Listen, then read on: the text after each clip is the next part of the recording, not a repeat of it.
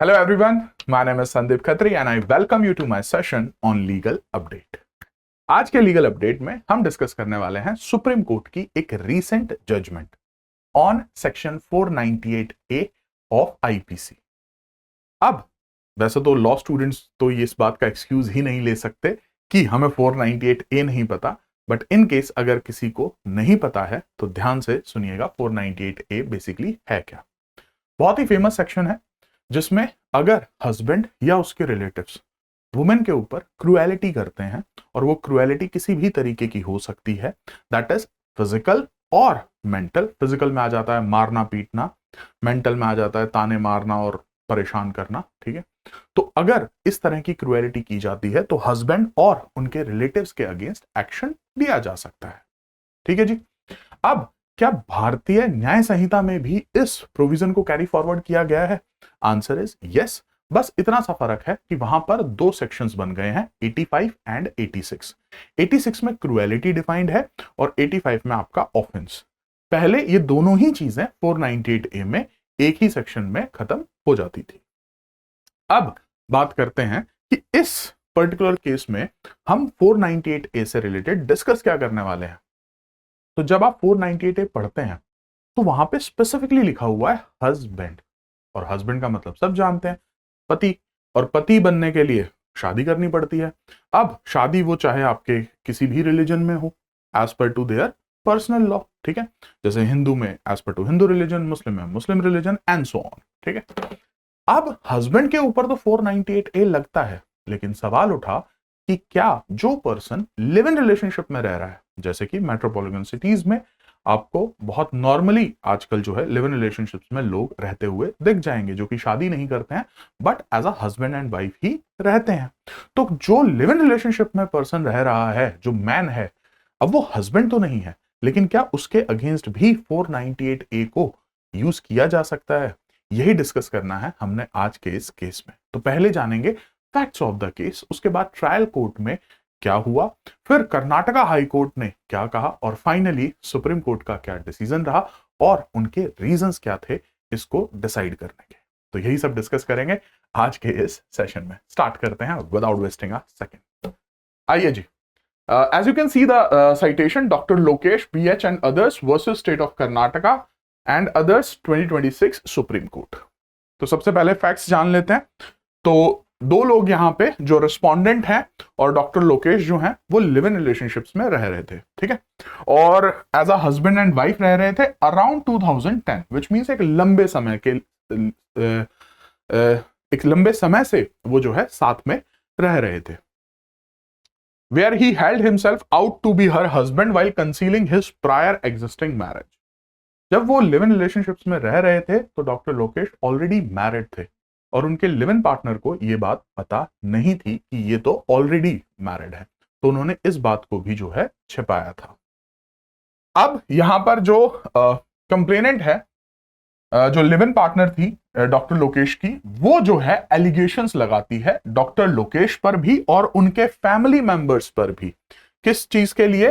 कि उनके against physical violence हुआ है, ठीक है। तो उनके बर्न इंजरीज थे उनके लेग पे, ठीक है, और उनसे डाउरी की भी डिमांड की गई है। तो ये एलिगेशंस जो हैं वो डॉक्टर लोकेश पर लगाई जाती है।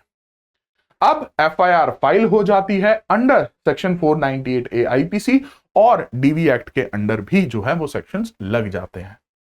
अब इस पर ट्रायल कोर्ट में डॉक्टर लोकेश का कहना यह होता है कि भाई मैंने तो शादी ही नहीं की है, और जब मैंने शादी नहीं की है तो मैं हस्बैंड नहीं हूं, और अगर मैं हस्बैंड नहीं हूं तो आप 498A को मेरे अगेंस्ट कैसे यूज कर सकते हैं?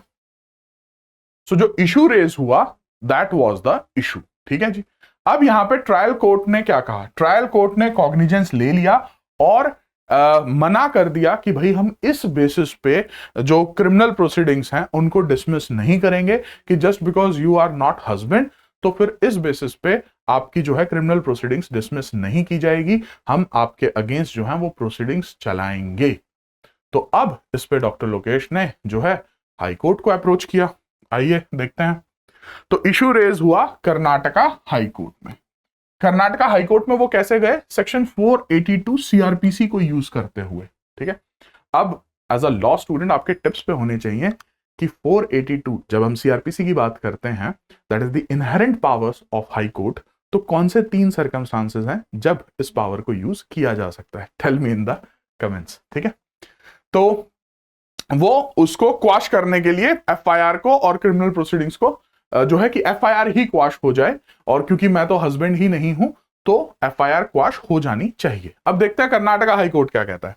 Karnataka high court refuse to quash, मना कर देता है कि नहीं जी आपके ऊपर प्रोसीडिंग्स चलेंगी। अब यहां पर देखिएगा कर्नाटका हाईकोर्ट रीजनिंग क्या देता है about the interpretation. As a law student जब हम कॉलेज में एक सब्जेक्ट पढ़ते हैं इंटरप्रिटेशन ऑफ स्टैट्यूज, बहुत छोटा सा सब्जेक्ट है और बहुत ज्यादा इंपॉर्टेंट है, लेकिन मोस्टली स्टूडेंट्स उसे इग्नोर करते हैं।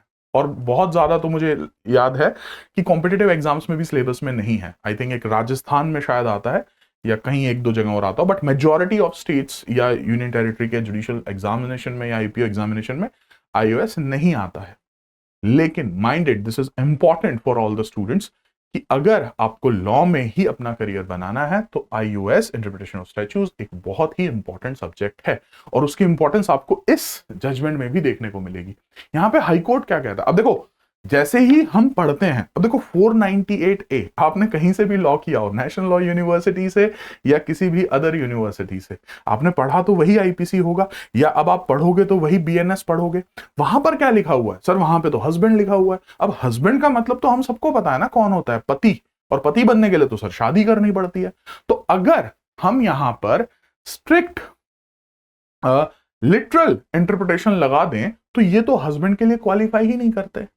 लेकिन यहां पे कर्नाटका हाईकोर्ट क्या कह रही है कि हम यहां पे टेक्निकल और पेंडेंटिक इंटरप्रिटेशन जो है वो नहीं लगा सकते। हम जस्ट बिकॉज हस्बैंड को इस तरीके से हम नहीं पढ़ सकते। लेकिन ऐसा क्यों? हम लिटरल इंटरप्रिटेशन क्यों नहीं कर रहे हैं? ये बहुत सोचने वाली बात है, और यहीं पे ना आपको लॉ पढ़ते पढ़ते मजा आने लग जाता है कि अच्छा इन्होंने किया क्या है बेसिकली। तो देखो हुआ ये है कि 2 तरह की इंटरप्रिटेशंस होती हैं जब आप आईएएस पढ़ते हो। एक लिटरल कि भाई जो लिखा हुआ है उसको उसी तरीके से आपने समझ लिया, हस्बैंड लिखा हुआ है तो मतलब पति की बात हो रही है, मतलब मैरिड पर्सन की बात हो रही है। लेकिन अगर मैं यहीं पे पर्पोसिव इंटरप्रिटेशन कर दूंगा, पर्पोसिव इंटरप्रिटेशन का मतलब होता है कि उस प्रोविजन को इस तरीके से पढ़ना है कि वो उस पूरे एक्ट का पर्पस सॉल्व कर ले। अब मैं आपको एक और एग्जांपल देता हूं। देखिए जब आप लॉ पढ़ते हैं, जब आप बेयर एक्ट पढ़ते हैं, तो बहुत बार ऐसा होता है कि एक प्रोविजन के 2 मीनिंग आपके दिमाग में आ जाते हैं और फिर आप कंफ्यूज हो जाते हैं कि भाई इन दोनों में से ठीक कौन सा है।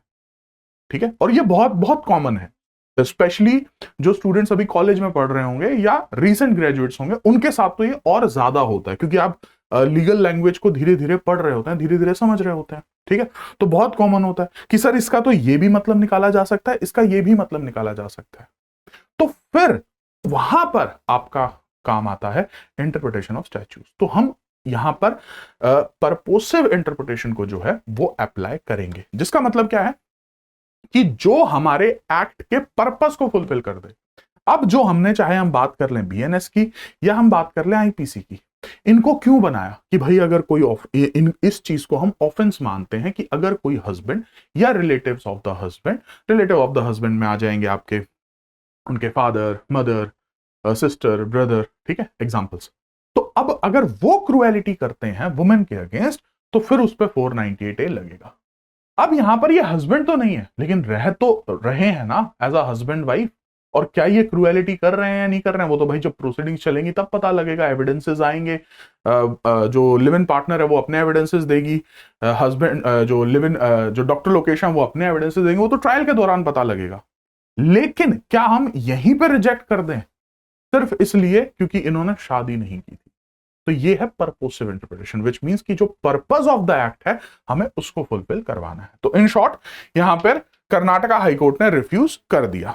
अब जब कर्नाटका हाईकोर्ट ने रिफ्यूज कर दिया तो बात यहां पर भी नहीं रुकी। अब जो डॉक्टर लोकेश हैं वो पहुंच गए सुप्रीम कोर्ट कि जी हमारे साथ हो रहा है गलत, मैं हस्बैंड हूं नहीं और मेरे ऊपर लगा दिया है 498A, वही इशू। आओ अब सुप्रीम कोर्ट को डिसाइड करना था कि भाई 498A जो है क्या वो स्ट्रिक्टली अप्लाई करता है सिर्फ लीगली वेडिड हस्बैंड पे, या फिर उसे हम एक्सटेंड कर सकते हैं लिव इन रिलेशनशिप्स पे भी। ठीक है जी, as a qualify as a relationship in the nature of marriage. ठीक है, अच्छा अब यहां पर एक और इंपॉर्टेंट पॉइंट है, जैसे ही हम कहते हैं लिव इन रिलेशनशिप, तो कौन सा लिव इन रिलेशनशिप, अभी हम उस पर भी बात करेंगे जब हम रीजंस पर आएंगे। ठीक है, आइए अब देखते हैं सुप्रीम कोर्ट ने क्या कहा। तो देखिए सुप्रीम कोर्ट ने भी डिसमिस कर दी क्रिमिनल अपील और अपहोल्ड कर दिया कर्नाटका हाई कोर्ट का ही डिसीजन, जो कर्नाटका हाई कोर्ट ने रिफ्यूज किया था कि हम क्वाश नहीं करेंगे एफआईआर को और ना ही प्रोसीडिंग्स को, and permitting the trial court to proceed, और ट्रायल कोर्ट को कहा कि आप प्रोसीड कीजिए, अपनी जो प्रोसीडिंग्स है उनको आगे बढ़ाइए और फिर उसके बाद जो है डिसीजन लीजिए। इन शॉर्ट क्रिमिनल प्रोसीडिंग्स जो है वो चलेंगी डॉक्टर लोकेश पर, और फिर जो है तय होगा कि उन्होंने जो है वो क्रुएलिटी की थी या नहीं की थी, उन्होंने डाउरी दहेज मांगा था या नहीं मांगा था, एंड सो ऑन। अब सुप्रीम कोर्ट के क्या रीजंस आए, तो सबसे पहला परपोसिव इंटरप्रिटेशन, जो कि मैंने आपको बताया कि यहां पर स्ट्रिक्ट लिटरल कंस्ट्रक्शन जो है, स्ट्रिक्ट लिटरल इंटरप्रिटेशन जो है वो नहीं की गई, परपोसिव इंटरप्रिटेशन जो है वो की गई है, और उसके चलते जो है वो लिव इन रिलेशनशिप वाला जो पार्टनर है वो भी हस्बैंड की डेफिनेशन में फॉल कर गया है। अब एक और सवाल जिसपे मैंने कहा था कि अभी आएंगे हम, क्या सारे लिव इन रिलेशनशिप्स जो हैं वो क्वालिफाई कर जाएंगे? सुनिएगा ध्यान से, 3 पॉइंट्स हैं यहां पे। सबसे पहला, relationship in the nature of marriage, तो मतलब वो लिव इन रिलेशनशिप्स जो कि बिल्कुल एज अ हस्बैंड वाइफ की तरह वो रह रहे हैं और ये अडल्ट्स के बीच में हुआ है, और यहां पर इंटेंट टू मैरी जो है वो एग्जिस्ट करती है। तो जहां पर भी आपके ये एसेंशियल्स जो हैं वो फुलफिल हो जाएंगे, वो लिव इन रिलेशनशिप में जो मैन होगा उसको हम 498A के अंडर, या अब बात करें तो भारतीय न्याय संहिता के सेक्शन 85 के अंडर जो है हस्बैंड की कैटेगरी में फॉल कर जाएंगे। नेक्स्ट रीजन क्या दिया गया, article 14 fundamental right. Supreme court ने कहा कि अगर हम ये कहते हैं ना, अगर हम ये कहते हैं कि इस लिव इन पार्टनर को जो है आप नहीं कर सकते हैं 498A का केस इनके अगेंस्ट, तो ये उनके आर्टिकल 14 का वायलेशन होगा। कैसे भाई, एक तरफ आप मैरिड वुमेन को तो दे रहे हैं ना 498A, अनमैरिड को नहीं दे रहे हैं, तो दोनों में डिफरेंस क्या है? दोनों ही एज अ हस्बैंड वाइफ रह रहे हैं, बस डिफरेंस ये है कि यहां पर इनकी लीगल मैरिज है और यहां पर इसकी लीगल मैरिज नहीं है। इट्स एज सिंपल, यही डिफरेंस है। और ये डिफरेंस जो है इतना बड़ा नहीं है कि हम जो 498A में जो ऑफेंस हुआ है उस ऑफेंडर को एक्सक्यूज कर दें सिर्फ इस बात के लिए कि अच्छा आपने तो शादी नहीं की थी। ठीक है जी। नेक्स्ट, सेफगार्ड्स अगेंस्ट अरेस्ट, ये बात कोई भी लुकी छिपी नहीं है।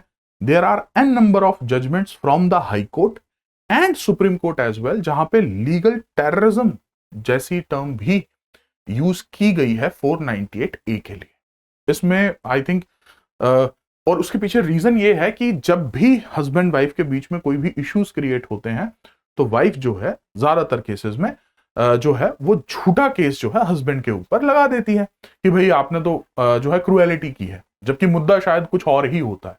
तो सब केसेस में ऐसा नहीं है कि हस्बैंड और रिलेटिव्स जो हैं, तो इसका मिसयूज जो है, जो मैं आपको समझाने की कोशिश करना चाह रहा हूं वो ये करना चाह रहा हूं कि ये एक वेल एस्टेब्लिश्ड फैक्ट है कि 498A का बहुत ही मिसयूज हुआ है। लेकिन उसके बाद फिर अब जो है हमारे पास लैंडमार्क जजमेंट्स आई हैं सुप्रीम कोर्ट की इस पे, जैसे कि एक राकेश शर्मा की जजमेंट है वर्सेस स्टेट ऑफ यूपी, उसमें गाइडलाइंस आई थी। फिर उसके बाद सोशल करके है एक जजमेंट, ठीक है, सोशल फोरम करके, उसमें फिर उन गाइडलाइंस को कि किस तरीके से जो है मिसयूज ना हो सके, तो उस तरह की गाइडलाइंस सुप्रीम कोर्ट ने बार बार इस 498A के केस में दिए हैं। तो वो गाइडलाइंस यहां पर भी होंगी। तो यहां पर ऐसा नहीं है कि डॉक्टर लोकेश के साथ जो है कुछ गलत किया जाएगा, इन सेंस कि भाई आपको जो है बस अरेस्ट कर लिया या फैमिली पूरी जेल में चली गई एंड सो ऑन। तो वो गाइडलाइंस जो है वो यहां पर भी फॉलो अप की जाएंगी ताकि किसी भी पार्टी के साथ इनजस्टिस ना हो। अब आते हैं कंक्लूडिंग पॉइंट पे, इस जजमेंट से हमने सीखा क्या? ध्यान से सुनिएगा। Now this is something which I believe in, ठीक है, मतलब this is what my personal observation, you may agree you may disagree, ठीक है, that's completely your choice. But जिस तरीके से हमारी, I always believe in this fact कि जब एक सोसाइटी बदलती है ना तो लॉज भी बदलते हैं, ठीक है। और जब हम फैमिली लॉज पढ़ते हैं, हिंदू लॉ, मुस्लिम law, Christian law, Parsi law, तो हम देखते हैं कि मैरिज ना हमारी सोसाइटी का एक बहुत ही स्ट्रॉन्ग इंस्टीट्यूशन है जिसपे हम बिलीव करते हैं, जिसमें कोर्ट्स भी बिलीव करती हैं, हमारी सोसाइटी भी बिलीव करती है कि एग्जिस्ट करनी चाहिए। ठीक है, इसीलिए आप देखते हो कि डाइवोर्स इज नॉट समथिंग कि अरे चुटकी बजाई और डाइवोर्स हो गया। ठीक है, लेकिन अब जिस जिस रास्ते पर हमारी सोसाइटी जा रही है, specially to the metropolitan cities, क्योंकि लोगों की मर्जी है कि भाई वो तो शादी करेंगे या नहीं करेंगे, तो आप जबरदस्ती किसी को शादी नहीं करा सकते हैं ना, तो ये लोगों की मर्जी है कि उन्हें शादी करनी है या नहीं करनी है। लेकिन ये भी अपने आप में एक फैक्ट है कि लिव इन रिलेशनशिप्स बढ़ रहे हैं, विदाउट एनी डाउट बढ़ रहे हैं। तो फिर सवाल आता है कि अगर लोगों ने यही डिसाइड कर लिया है कि भाई आगे भी और ये और ज्यादा बढ़ते हैं, जैसे अगर आप पिछले 10 साल में भी देखेंगे तो नंबर बढ़ा ही होगा, कम नहीं हुआ है लिव इन रिलेशनशिप्स का। तो अब इन शॉर्ट आप इसको कह सकते हैं टर्न इन अवर सोसाइटी। तो अब ये सोसाइटी में अगर टर्न आ रहा है तो हमें इस तरीके से लॉज में भी टर्न करना होगा, क्योंकि अभी भी हो सकता है इस जजमेंट के बाद ना किसी स्टूडेंट के दिमाग में ये बात अटकी हो, नहीं सर आपने कैसे बोल दिया, ये तो गलत किया है, जब वहां पे हस्बैंड लिखा हुआ है, या तो फिर वहां पे एनी अदर मैन लिख दो। ठीक है, आई नो दिस, ठीक है, thanks to my experience, I know कि इस तरीके के सवाल स्टूडेंट्स के दिमाग में आ रहे होंगे कि सर वहां तो हस्बैंड लिखा हुआ है ना। तो आपको ना बिगर पिक्चर देखनी होगी। आप you can not restrict yourself कि अरे नहीं नहीं मैं तो बस इतनी ही दुनियादारी देखनी, आपको पूरा कॉन्सेप्ट समझना पड़ेगा। जब भी हम लॉज ड्राफ्ट करते हैं हमारा एक ही ऑब्जेक्टिव होता है, जस्टिस टू द पार्टीज। और अब 2 सेकंड के लिए सोचिए, अगर यहां पर ये एफआईआर ही क्वाश कर दी जाती सिर्फ इस बेसिस पे, तो घुमा फिरा के बात क्या हो जाती, सोसाइटी में मैसेज क्या जाता कि ठीक है ना भाई फिर तो शादी करनी ही नहीं है, लिव इन रिलेशनशिप में रहते हैं ना, तो उसमें कोई यूजुअली मेंटेनेंस का भी वो इशू नहीं होता है। अब देखो इसी तरीके से आपको लिव इन रिलेशनशिप में मेंटेनेंस नहीं मिलती है, लेकिन there are exceptions, supreme court के ही केसेस हैं। ठीक है, आई थिंक एक तो चुनमुनिया ही है, और भी मिल जाएंगे एक्सेप्शनल केसेस में, कि अगर लिव इन रिलेशनशिप बहुत लंबे टाइम के लिए है और उस पर्टिकुलर सिचुएशन में जो है एज अ हस्बैंड वाइफ आप रह रहे हो, तो हम प्रिज्यूम कर लेंगे मैरिज है और मेंटेनेंस भी देना पड़ेगा। तो ये इस तरह की जजमेंट, या ये डॉक्टर लोकेश वाली जो जजमेंट आई है, ये हमें क्या सिखा रही है? ये हमें सिखा रही है कि सर सोसाइटी में अगर टर्न आएगा, अगर सोसाइटी का थॉट प्रोसेस चेंज होता है, तो हमें लॉज को भी चेंज करना होगा। We can not be static कि नहीं भाई हम तो इसी तरीके से ही चलेंगे। That's only my view. हाँ, अब आपके क्या इस पे व्यूज हैं, आपको क्या लगता है, you tell me in the comments. ठीक है जी, एक आपके लिए क्वेश्चन भी यहां पे, the nature of offence under section 498 of the IPC. तो नेचर ऑफ द ऑफेंस इसका क्या है?